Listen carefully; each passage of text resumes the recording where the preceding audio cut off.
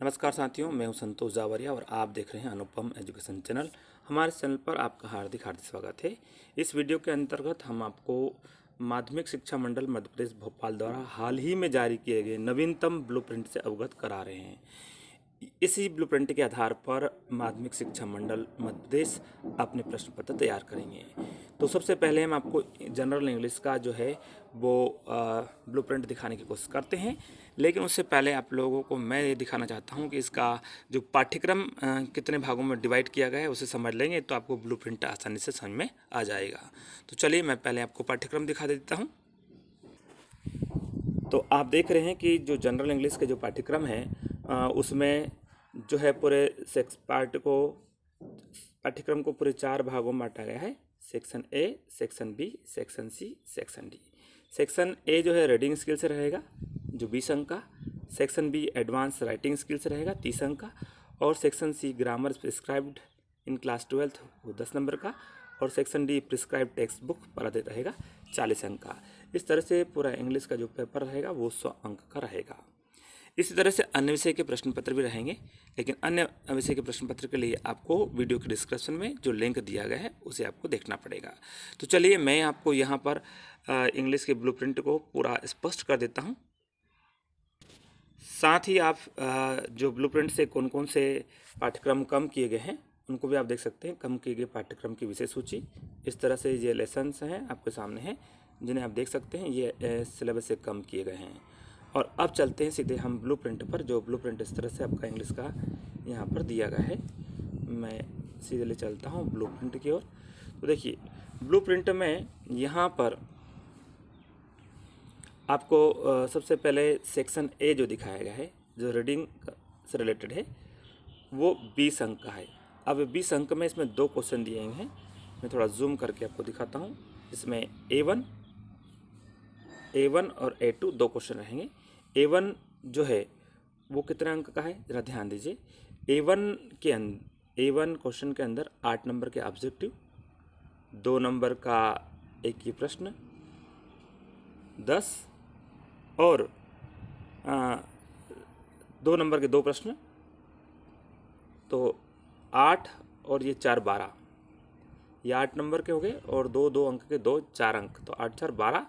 और फिर सेक्शन जो बी ए का जो A2 क्वेश्चन है, A2 पार्ट है, उसमें 3 नंबर का एक और एक 5 नंबर का, तो 3 और 5 ये 8 हो गए। और यहाँ कितने हो गए थे 12।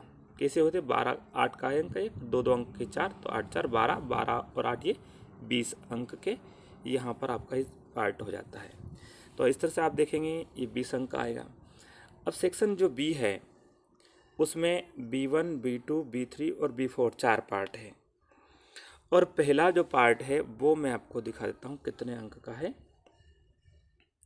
पहले पार्ट में पहली लाइन को आप देखेंगे और साथ में ये भी समझने की कोशिश करेंगे, ऊपर के सेक्शन को देखने की कोशिश करेंगे आप। तो देखिए पहले पार्ट में 5 नंबर का एक प्रश्न आप देख पा रहे हैं और इसमें 5 नंबर का ये यहाँ तो प्रश्नों की संख्या दी गई, इसे इधर से आपको कोई लेना देना नहीं है फिलहाल। ये 5 अंक का हो गया। और उसके बाद दूसरे पार्ट में हम चलेंगे तो दूसरे पार्ट में जो है वो ये आप देख पा रहे हैं और ये कितने अंक का है 6 अंक का है। तीसरे पार्ट में B3 में 2 प्रश्न दिए हैं, A फॉर्मल लेटर और B इनफॉर्मल लेटर, तो ये दोनों कितने कितने अंक के हैं 6 अंक के दिए गए हैं। और फिर लास्ट वाला पार्ट जो B4 है वो 7 अंक का दिया है। तो आप देख रहे हैं 7 अंक ये और 6 18 अंक ये, 18 और 7 आपके 25 हो जाते हैं और 5 अंक का ये 30, तो इस तरह से 30 अंक पूरे हो जाते हैं। उसके बाद पार्ट सी यहाँ पर नहीं लिखा है लेकिन आपको समझ लेना ये पार्ट सी है। और पार्ट सी जो है वो इसमें से जो है 10 अंक के आएंगे और 10 अंक के आएंगे तो 5 ऑब्जेक्टिव ये आएंगे और डू एज डायरेक्टेड में 5 आएंगे। इस तरह से आप पूरे 10 अंक का ये सेक्शन सी रहेगा। अब सेक्शन डी जो है ये लास्ट पार्ट है, इसमें C1 C2 लिख दिया है लेकिन ये वास्तव में सेक्शन डी है। सेक्शन डी में 4 पार्ट रहेंगे, 5 पार्ट रहेंगे यहाँ पर D1, D2, D3, D4, D5। अब मैं आपको यहाँ ये भी बता दूं कि जो पहला पार्ट है वो ए और बी 2 सेक्शन में डिवाइड रहेगा।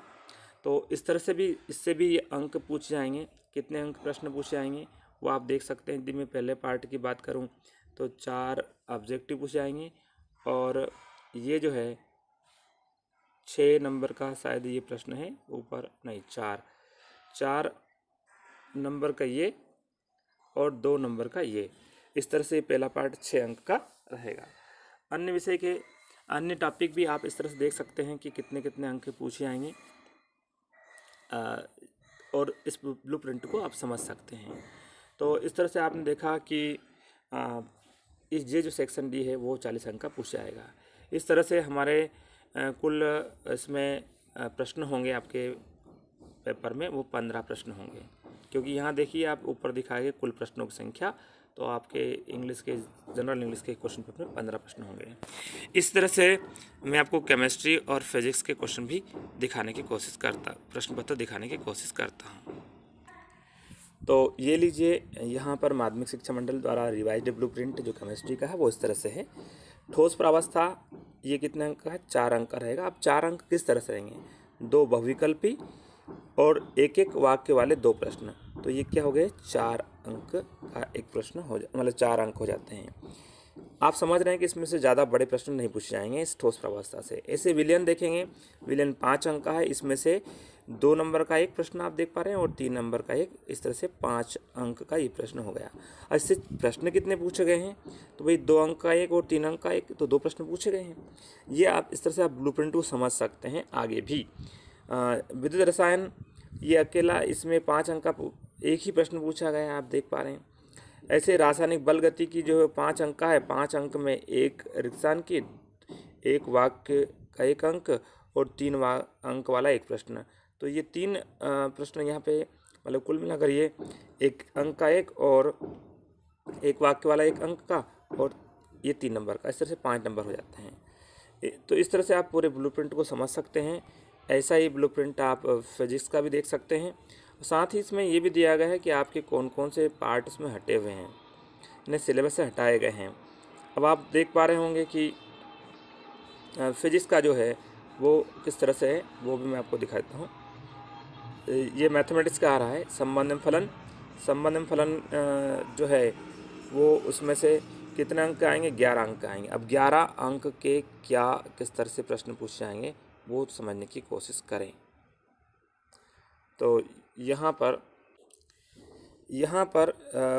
संबंध में फलन को 2 भाग में बांटा गया है, 1.1 और 1.2। 1.1 1.2। 1.1 जो है वो 6 नंबर का और 1.2 है 5 नंबर का। इस तरह से आप देख पा रहे हैं 6 5 11 अंक हो जाते हैं। और ये 11 अंक किस तरह से हैं अब वो मैं आपको क्लियर करता हूँ। इसमें से 2 नंबर के संबंध में फलन से पूछे जाएंगे, 1 अंक के वाले 2 प्रश्न और 4 अंक का एक। तो यहाँ पर कितने? 4 और 2 6, ये 6 अंक पूरे जाते हैं। अब दूसरा जो पार्ट है पहले यूनिट का संबंध में फलन का, वो 5 अंक का पूछा रहा है। तो 5 अंक में 1 अंक वाला एक प्रश्न और 4 अंक वाला एक प्रश्न, इस तरह से 5 हो जाते हैं। इस तरह से सेकेंड यूनिट जो हमारी अगली यूनिट आती है वो बीजगणित आती है। और बीजगणित फिर 2 भागों में बांटी गई है, 2.1 और 2.2। 2.1 में आव्यूह और 2.2 में सारणिक। और ये कितने? 17 नंबर की है। देखिए 12 5 17 नंबर हो गए। अब ये 12 नंबर किस तरह से होंगे? तो आप 12 नंबर देख पा रहे हो, 1 नंबर का ये और 2 अंक वाला एक प्रश्न ये और 4 अंक वाला एक ये और 5 अंक वाला ये। आप जोड़ सकते हैं 5 अंक, 5 और 4 9 और 2 11 और 1 12। इस तरह से आप पूरे ब्लूप्रिंट को समझ सकते हैं। और इसी तरह से आप फिजिक्स के ब्लूप्रिंट को भी समझ सकते हैं और अन्य विषय के ब्लूप्रिंट को समझ सकते हैं। और एक बार पुनः मैं आपको बता देना चाहता हूं कि इस जो ब्लूप्रिंट का मैं जो लिंक है डिस्क्रिप्शन दे दूंगा, ताकि वहां से आप डाउनलोड कर सकते हैं। हमारे इस वीडियो को देखने के लिए बहुत बहुत धन्यवाद साथियों। जय हिंद, जय भारत।